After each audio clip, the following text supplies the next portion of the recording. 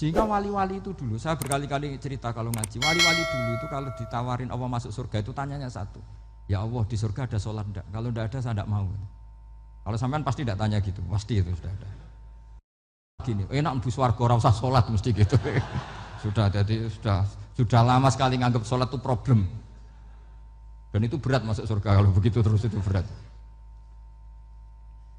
Itu pertanyaannya gitu. Karena alam rohani kita, saya ulang lagi, alam rohani kita itu tidak kebayang kalau kita hanya nyuwun sewu nikmati secara seksual, secara biologis.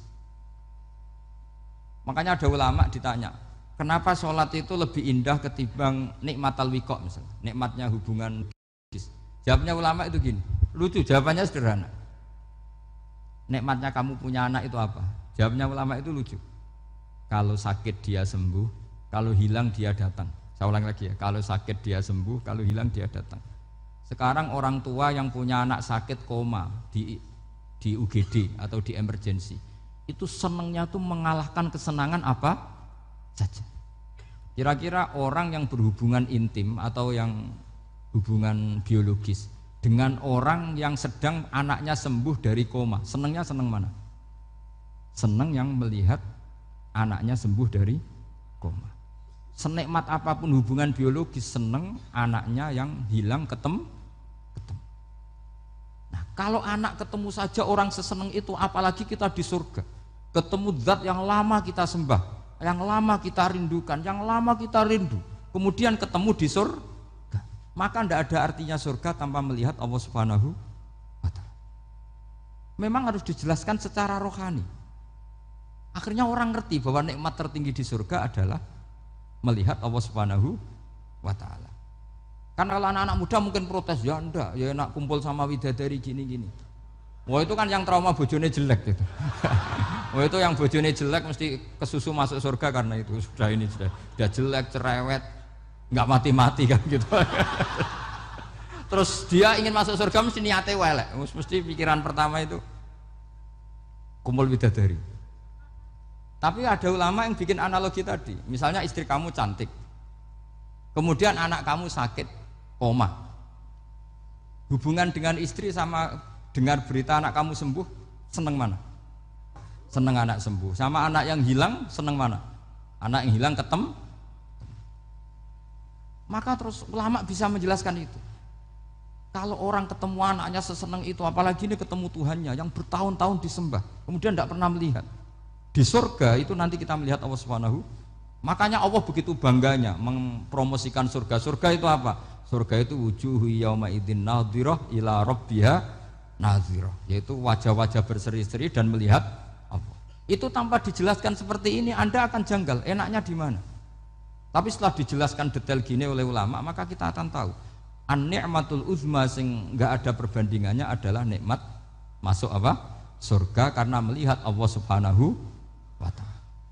Ya jadi saya berkali-kali pokoknya minta sekali, hadil umat harus umat yang rasional, terutama dalam mengemban tauhid. Karena tauhid ini yang disebut kalimah. Sampai Allah mengistilahkan kepada Nabi Ibrahim itu wa ja'alaha kalimatam baqiyatan fi aqibih. Kalimat tauhid adalah kalimat yang akan abadi di anak cucunya Nabi Ibrahim. Baik anak cucu yang karena gen mau anak cucu yang karena sebab, yaitu santri dengan kiai. Dan itu caranya gimana? Umat Islam jangan berhenti belajar mantek. Makanya di MGS, di Qudsiyah, di TBS semua pondok pasti ngajarkan mantek, di Bendan, ilmu logika. Itu tadi, kalau kamu tidak bisa menemukan tauhid dengan cara tadi, dengan cara al-alam mutaghayyir wa kullu mutaghayyir hadis la budda min bukhtis, paling tidak pakai ilmu yang dilakukan Rasulullah SAW. Yaitu masyhur itu, saya sering cerita di mana-mana. Ada orang namanya Jubair bin Mut'im, Muhammad bin Jubair bin Mut'im. Itu dulu dia kafir. Dia orang pinter sampai dipasrai jadi negosiator untuk mengurus tawanan perang Badar yang ditawan Rasulullah SAW.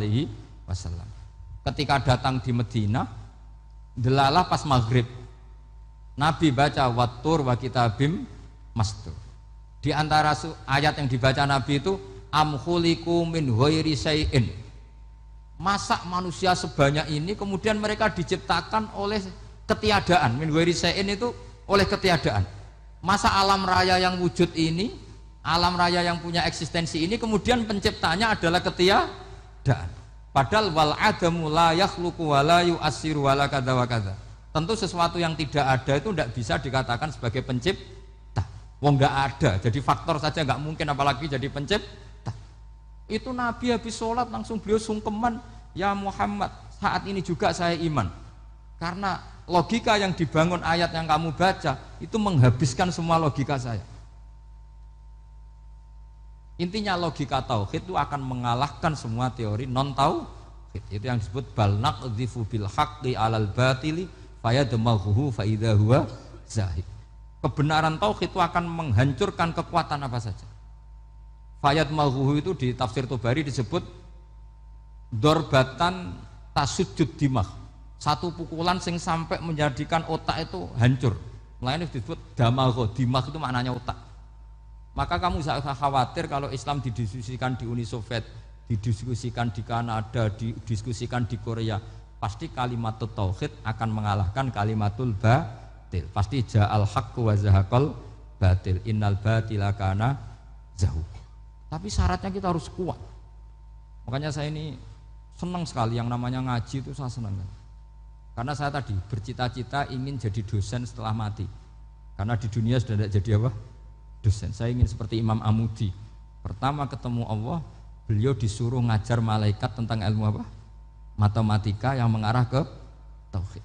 Jadi diajarkan. Kamu tahu angka 2, angka 3, angka 4, semuanya bersumber dari angka 1. Berarti semuanya berawal dari 1. Gak tahu setelah itu malaikatnya dites lagi apa enggak tahu. Pokoknya pas itu malaikat ya paham semua. Oke. Kayak apa hebatnya umat Rasulullah Shallallahu Alaihi Wasallam? Karena akalnya kuat.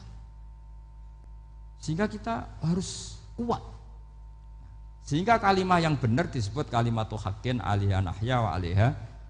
Nah, kalimat yang salah disebut kaburat kalimatan takhruju min afwahim. Kalimat menjadi kalimat karena diucapkan, tapi tidak menunjuk hakikat. Kayak ini misalnya, ini tutup, ini putih, terus saya katakan hitam.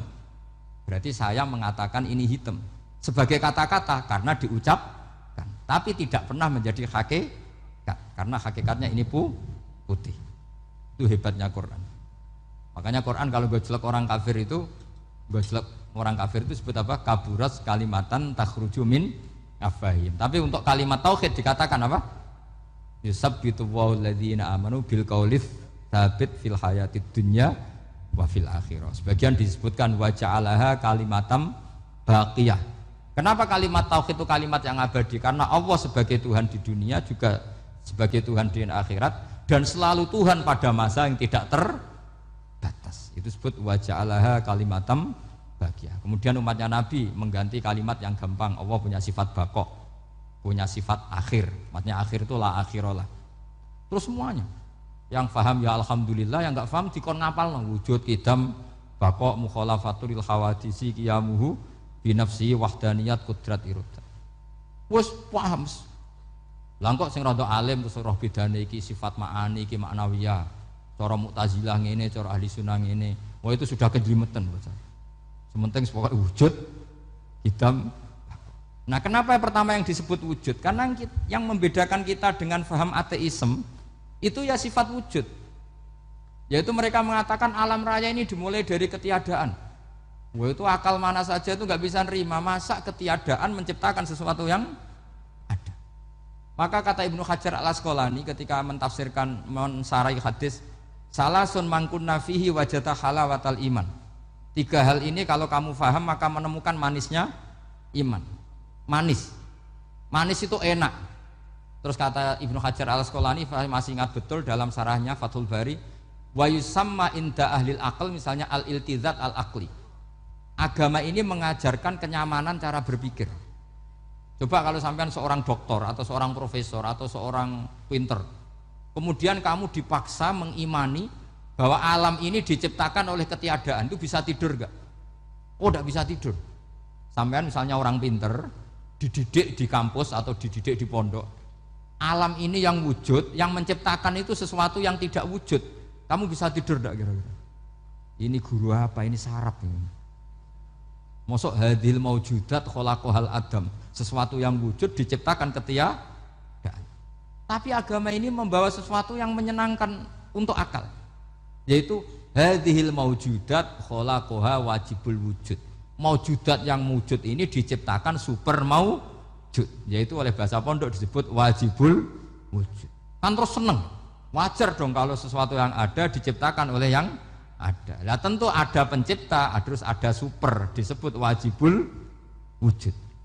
Kan terus enak.